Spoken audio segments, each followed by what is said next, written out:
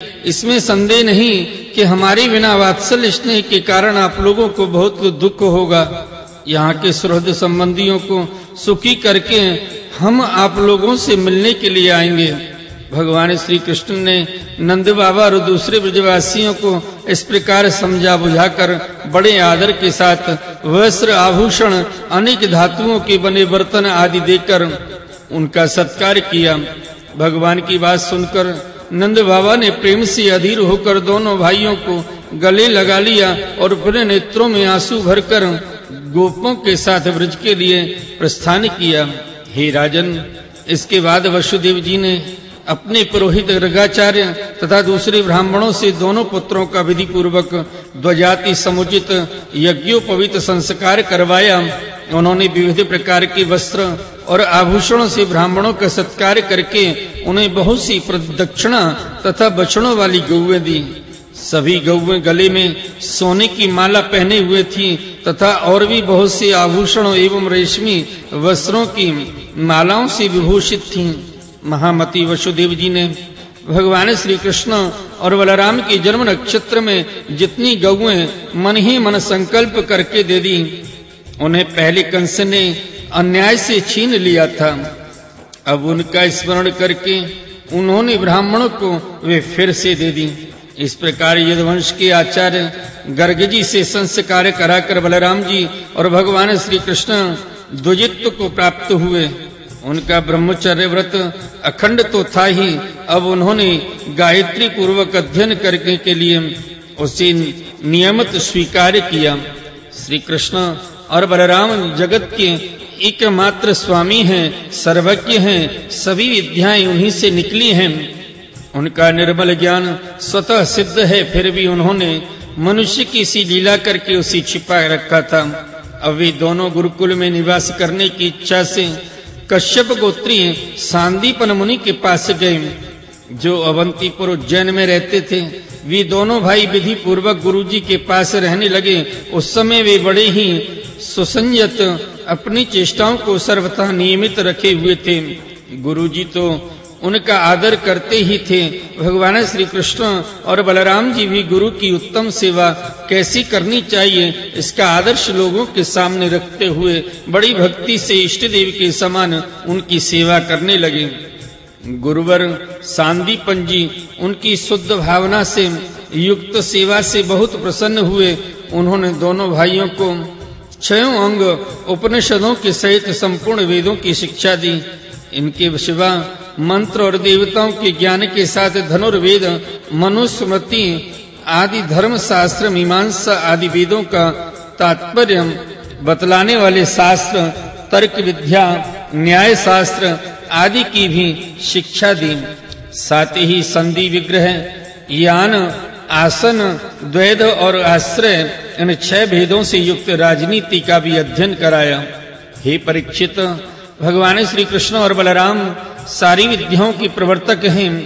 इस समय केवल श्रेष्ठ मनुष्य का सा व्यवहार करते हुए वे अध्ययन कर रहे थे। उन्होंने गुरुजी के केवल एक बार कहने मात्र से सारी विद्याएं सीख ली।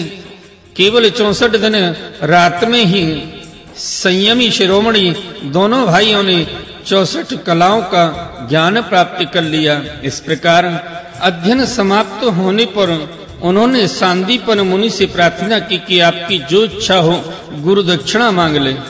महाराज सांदीपनि मुनि ने उनकी अद्भुत महिमा और अलौकिक बुद्धि का अनुभव कर लिया था, इसलिए उन्होंने अपनी पत्नी से सलाह करके यह गुरुदक्षिणा मांगी कि प्रभास क्षेत्र में हमारा बालक समुद्र में डूबकर मर गया था, उसे तुम लोग ला दो।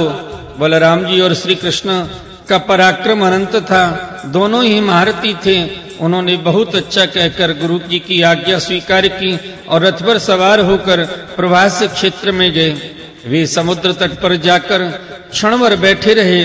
उसी समय यह जानकर कि ये साक्षात परमेश्वर हैं, अनेक प्रकार की पूजा सामग्री लेकर समुद्र उनके सामने उपस्थित हुआ।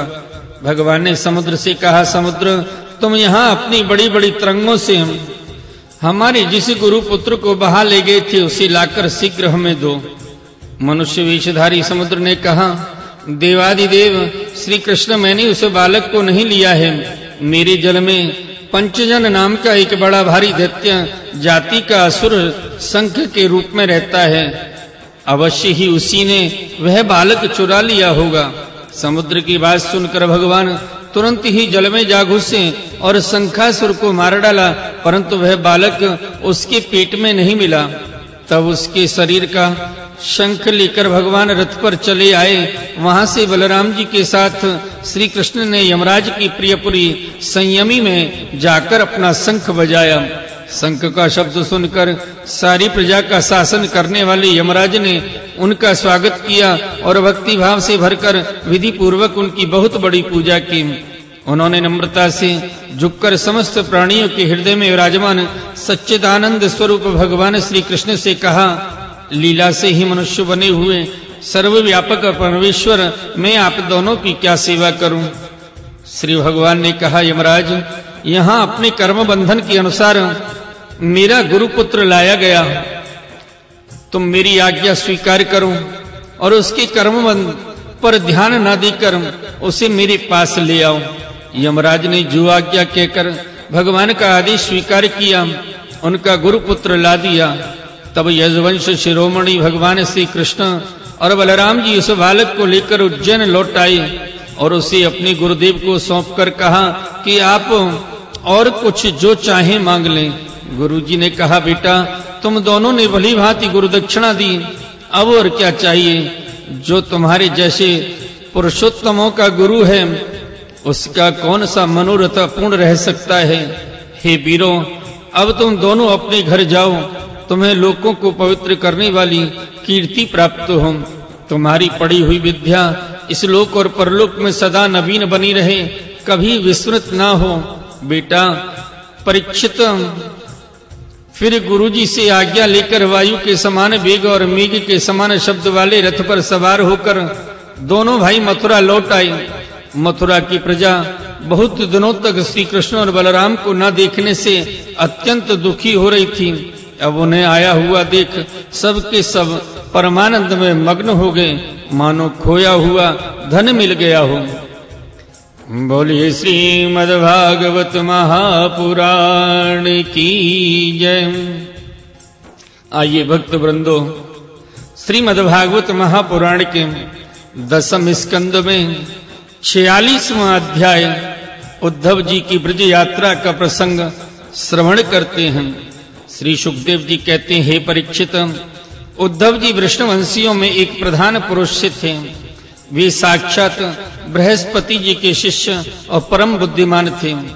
उनकी महिमा के संबंध में इससे बढ़कर और कौन सी बात कही जा सकती है कि वे भगवान श्री कृष्ण के प्यारे सखा तथा मंत्री भी थे।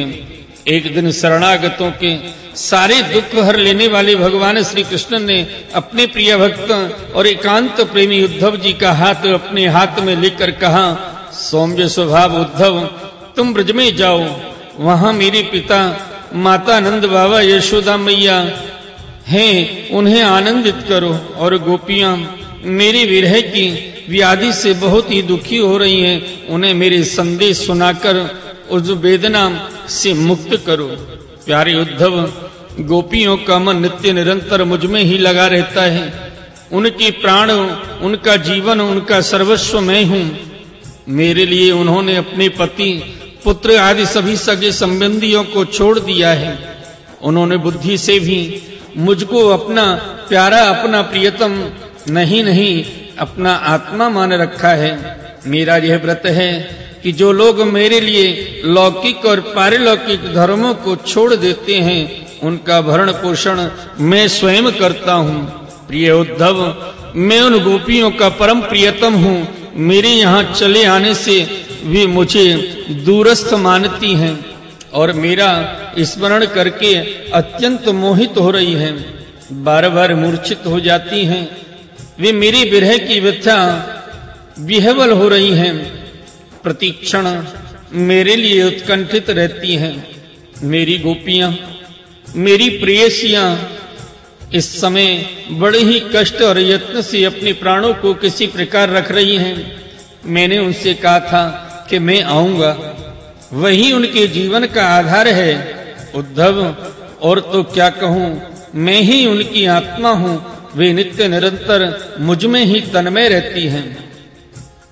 श्री सुखदेव जी कहते हैं, हे परीक्षित, जब भगवान श्री कृष्ण ने यह बात कही तब उद्धव जी बड़े आदर से अपने स्वामी का संदेश लेकर रथ पर सवार हुए और नंदगाम के लिए चल पड़े। परम सुंदर उद्धव जी सूर्यास्त के समय नंद बाबा के ब्रज में पहुंचे। उस समय जंगल से गौएं लौट रही थीं। उनकी खुरों के आघात से इतनी धूल उड़ रही थी कि उनका रथ ढक गया। ब्रजभूमि में ऋतुमती गौओं के लिए मतवाले सांड आपस में लड़ रहे थे। उनकी गर्जना से सारा ब्रज गूंज रहा था। थोड़े दिनों की ब्याई हुई गौएं अपने थनों के भारी भार से दबी होने पर भी अपने अपने बछड़ों की ओर दौड़ रही थीं। सफेद रंग के बछड़े इधर उधर उछल कूद मचाते हुए बहुत ही भले मालूम होते थे। गाय दूहने की घर घर